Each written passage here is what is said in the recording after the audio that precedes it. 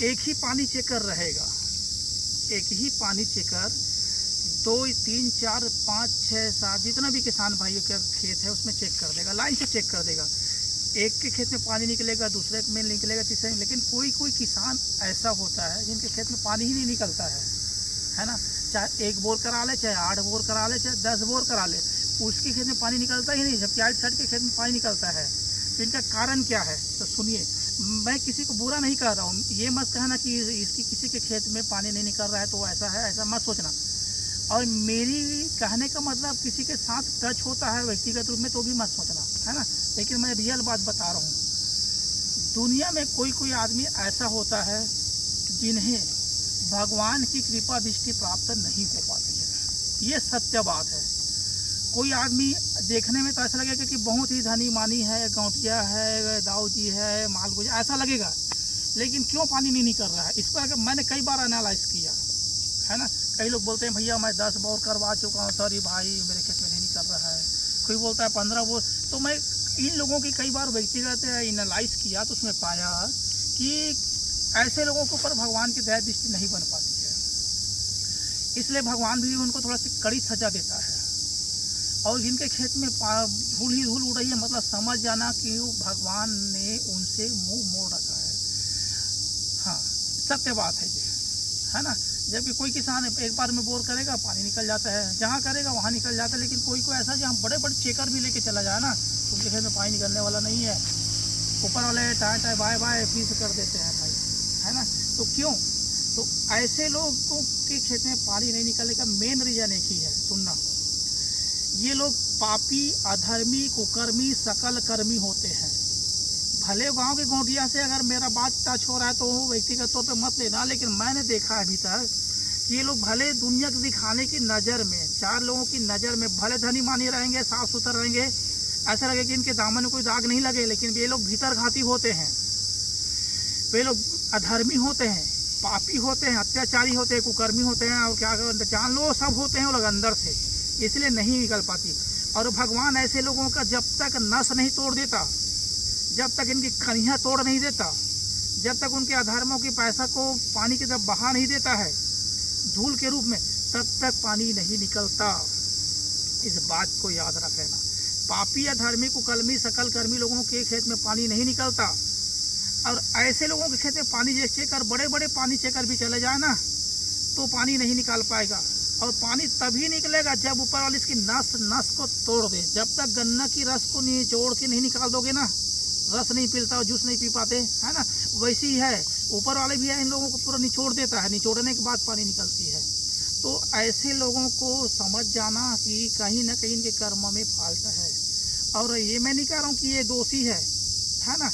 हो सकता है कि कृपा दृष्टि नहीं बन रही हो सकता अच्छा भी हो कोई, लेकिन 99% मैंने देखा है सकल कर्मी, अधर्मी, पापाचारी, दुराचारी, अनाचारी, है ना, नियत खोर लोगों के खेत में पानी नहीं निकल पाता है। तो समझ लेना ऐसी लोग हैं। तो इन लोगों के लिए मेरा एक ही सलाह है कि भाई लोग, आप लोग रामेश्वरी मैया की आराधना करिए, भगवान की अर्चना कीजिए, भगवान शिव की पूजा कीजिए, तो आपके खेत में ज़रूर पानी निकलेगा। और अपने कर्म को सुधारिए, मेरे कहने का मतलब यही है।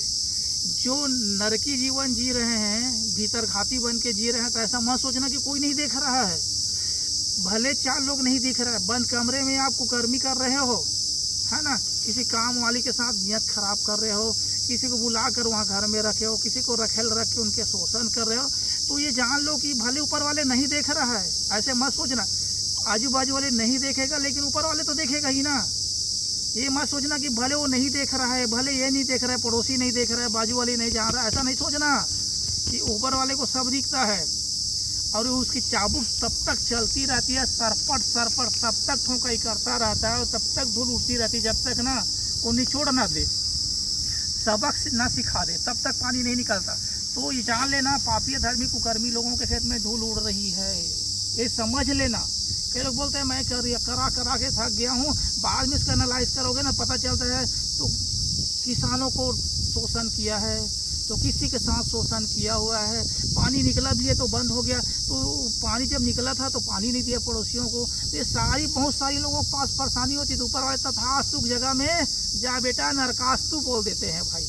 तो ऐसे लोगों के खेत में पानी नहीं निकलता। पापी, अधर्मी, कुकल्पी, सकल कर्मी खेल लोगों के खेत में पानी नहीं निकलता। इस बात को आप लोग गौर करके रखना। कई लोग तो ऐसे लोग हैं जो पानी निकला रहता है लेकिन पड़ोसी को नहीं देते। पड़ोसी के खेत में भाई जो धान है ना एकदम मरता रहता है, बाल निकल गई होती, लेकिन एक पानी बूंद के लिए तरसता रहता है, फिर भी वो इन लोगों के दिल में दया नहीं जगती। इसीलिए ना इनको लोगों को शराब मिल जाता है तो वो भुगतते रहते हैं, वो भी सूख जाती है और भुगतते रहते हैं। तो जान लेना भाई, पापी, धर्मी, कुकर्मी, सकल कर्मी लोगों के खेत में पानी नहीं निकलता और निकलना भी नहीं चाहिए। इसलिए मैं भी जब जाता हूँ तो यही मंत्र पढ़ता हूँ कि पापी, अधर्मी, कुकर्मी लोगों के खेत में पानी नहीं निकलना चाहिए। गंगा मैया इस बात को ध्यान रखना, क्योंकि हम रावण को राजगद्दी कभी नहीं सौंप सकते। जब सौंपेंगे तो राम को, और दुराचारी को अगर हुई है राजगद्दी सौंपना शुरू कर देना तो फिर तो अनर्थ हो जाएगा। कलयुग अभी महाकलयुग में बदल जाएगा। इसलिए ना भाई ऐसे लोगों को मरने दो।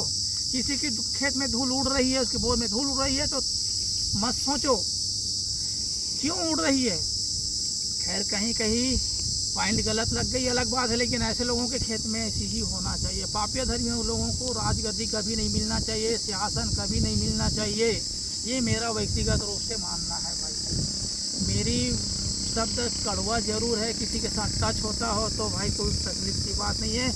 मस्त आया ठंडी ठंडी तेल लगा लेना और सो जाना, और जब नींद खुले ना तो आत्मचिंतन करना भाई, अरे मैंने कुकर्म किया था, और अपने कर्म को सुधार लेना और भागवत भजन में लग जाना। फिर हम अगली वीडियो में मिलेंगे। जय कर।